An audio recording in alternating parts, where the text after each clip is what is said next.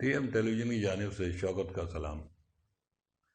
آج ہم بات کریں گے ربیع الاول کے مہینے کی، جس میں اس مقدس مہینے میں محسن انسانیت سرور کونین رحمت اللہ عالمین اور نبیوں کے سردار اس دنیا میں تشریف لائے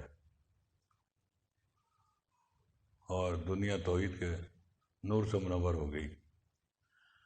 آپ جب بہت چھوٹے تھے، دودھ پیتے بچے تھے جب، تو اس وقت آپ کو آپ کی رضائی ماں ایک طرف سے دودھ جب پلاتی تھی تو دوسری طرف جب پلانے کی کوشش کرتے تو وہ نہیں پیتے تھے، اور اس کی وجہ صرف یہی تھی کہ ان کا بھائی جو ہے دوسری طرف سے وہ دودھ پیتا تھا۔ تو آپ دیکھیں، اس پہ ذرا غور کریں، ایک دودھ پیتا بچہ جو ہے اس نے پہلے دن سے ہی اخلاق، سچائی اور انصاف کا آپ کو پیغام دیا، اور ان کی صفات کی بہت ساری مثالیں، بہت سارے واقعات، بہت سارے وہ تاریخ بھری پڑی ہے ان کے کارناموں سے اور ان کے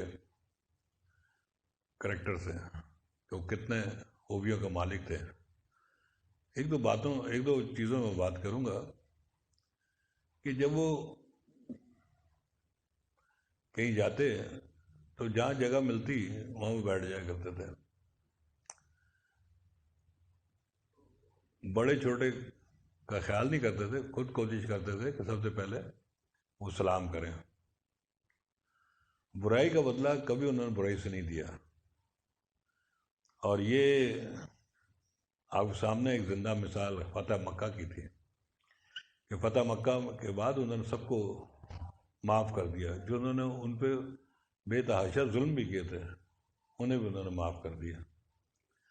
سادگی کا یہ عالم تھا، کوئی چٹائی پہ جگہ ملتی تو چٹائی پہ بیٹھ جایا کرتے تھے، اور اگر زمین پہ جگہ ملتی تو زمین پہ بیٹھ جایا کرتے تھے۔ آپ امین، صادق اور امین آپ کا لقب تھا۔ دشمن بھی آپ کو اس لقب سے پکارتے تھے، اور ان کی یہ تعریف وہ ہر جگہ کیا کرتے تھے کہ وہ صادق اور امین ہیں۔ آپ دیکھیں کہ دنیا کے مختلف مفکر ہیں جو کہ مسلمان نہیں تھے، انہوں نے ان کی تعریف کی۔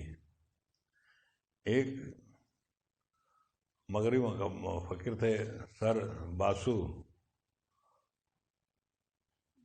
کر کے تھے، کیا نام ہے،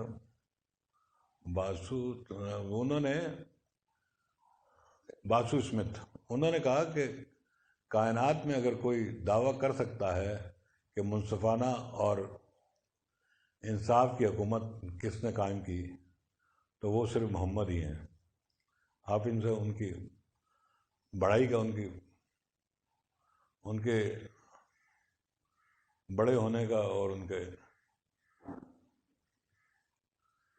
یہ دیکھنے کا کہ وہ کتنے بڑے انسان تھے کہ دشمن بھی ان کی تعریف کرتا ہے، اور ایسی کئی تعریفیں ہیں ان کی۔ وہ زمانے میں پیدا ہوئے کہ جب خانہ کعبہ میں بت رکھے ہوئے تھے، اور وہ لوگ جو تھے وہ آٹے کے بت بناتے تھے، اور جب کال پڑتا تھا تو وہ ان بتوں کو توڑ کے اس آٹے کی روٹی بناتے تھے اور کھاتے تھے۔ یہ عالم تھا وہاں پہ، یہ ذہنی کیفیت تھی۔ وہ پوجا پاٹ جن کی کرتے تھے انہیں کھا لیا کرتے تھے۔ اللہ نے ہدایت دی اس معاشرے کو، انہوں نے ہدایت حاصل کی تو وہ معاشرہ کہاں سے کہاں چلا گیا۔ اور آپ یہ دیکھیں کہ تھوڑے ہی عرصے میں 22 لاکھ مربع میل پہ مسلمانوں کی حکومت تھی۔ لیکن مجھے افسوس سے کہنا پڑتا ہے کہ جیسے حضور کا وصال ہوا، ہمارے یہاں فتنے کھڑے ہونا شروع ہو گئے۔ سب سے پہلے تو کسی نے دعویٰ کر دیا نبوت کا. حضرت ابوبکر نے اس کے خلاف جہاد کیا، اور اس جہاد میں تقریباً بڑے پائے کے جو صحابہ تھے وہ 1200 کے قریب شہید ہوئے اور اس بغاوت کو ختم کیا. ہمارے یہاں آہستہ سے کرتے کرتے وہ رسم و رواج ہمارے میں داخل ہو گئے مسلمانوں میں، جن کا اسلام کے بنیادی عقائد سے تضاد ہے.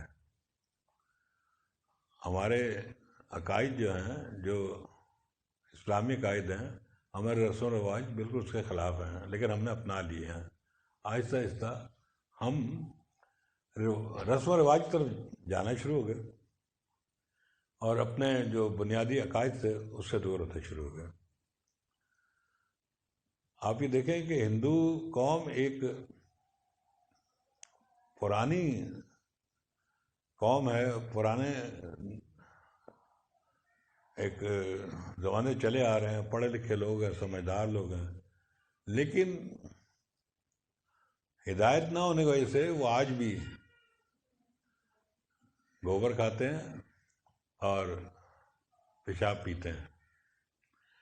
تو مسلمانوں کو جو ہدایت ملی تو اس سے یہ ہوا کہ انہوں نے ان سب چیزوں سے کنارہ کشی کی اور ایک واحد اللہ کو انہوں نے اپنا اللہ مانا اور اس کی پیروی کی، اس کی اطاعت کی، رب کی اطاعت کی. اور رب مانا اس کو، رب کے معنی ہوتے ہیں مالک کے، اور اپنے آپ کو غلام سمجھا مالک کا، اور اسی طرح انہوں نے زندگی گزاری. اور جو بھی حضور نے کہا اس کی پیروی کی. نتیجہ یہ ہوا کہ جیسے میں نے ابھی بتایا آپ کو، کتنے بڑے علاقے پر مسلمانوں کی حکومت قائم ہو گئی. لیکن جو ہم اپنے مرکز سے دور ہوتے گئے تو ہمارے پریشانیاں بڑھتی گئی، دنیا میں جو عزت تھی وہ بھی ختم ہوتی گئی، اور آج آپ جس حال میں ہیں وہ آپ کے سامنے ہی ہے. آپ اگر اسکول جاتے ہیں اور اسکول میں حاضری لگا کے واپس آ جاتے ہیں اور وہاں پہ پڑھتے نہیں ہیں تو آپ کیا سمجھتے ہیں کہ آپ پاس ہو جائیں گے؟ یہ کیسے ہو سکتا ہے؟ آپ کی حاضری تو لگ سکتی ہے لیکن آپ پاس نہیں ہو سکتے. تو ہم وہ سارے کام کر رہے ہیں وہ جو حاضری لگانے والے ہیں، پاس ہونے والا کوئی کام کر ہی نہیں رہے ہوں. تو ہمیں تھوڑی توجہ دینی چاہیے اس طرف، اور ہمیں اپنے آپ کو دیکھنا چاہیے کہ ہم کہاں کھڑے ہیں اور ہم کیا کر رہے ہیں، اللہ نے ہمیں کیا بتایا، حضور نے ہمیں کیا کہا، اور ہم کیا کر رہے ہیں. جب آپ غور کریں گے تو آپ کے سامنے سب چیزیں عیاں ہو جائیں گی، اور شاید آپ اپنے آپ کو بدلنے کی کوشش کریں. اسلام ایک واحد مذہب ہے کہ جو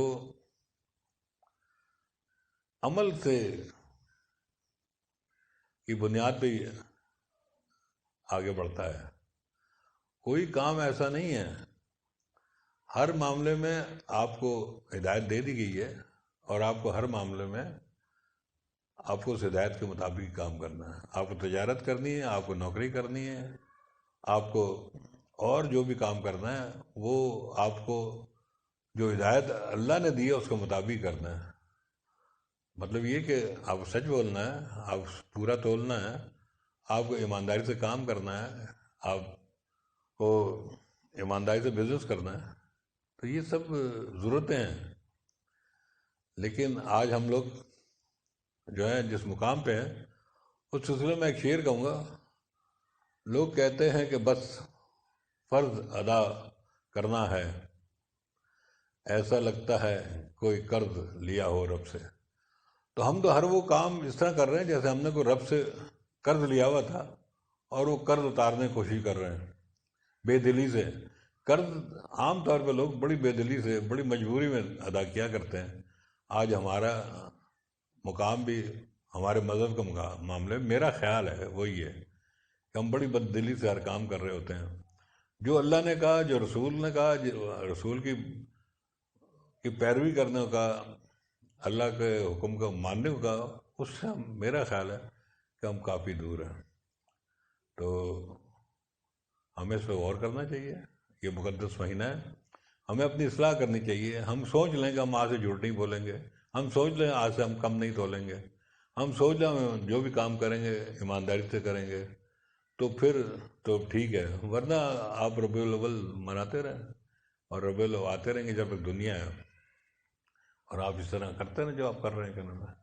جب تک آپ اللہ کے حکم کے مطابق اپنی زندگی کو سیدھا نہیں کریں گے، اس وقت تک ساری باتیں جو ہے بے معنی ہیں۔ اس کے ساتھ ہی میں آپ سے اجازت چاہوں گا، اور اسلام زندہ باد، پاکستان پائندہ باد۔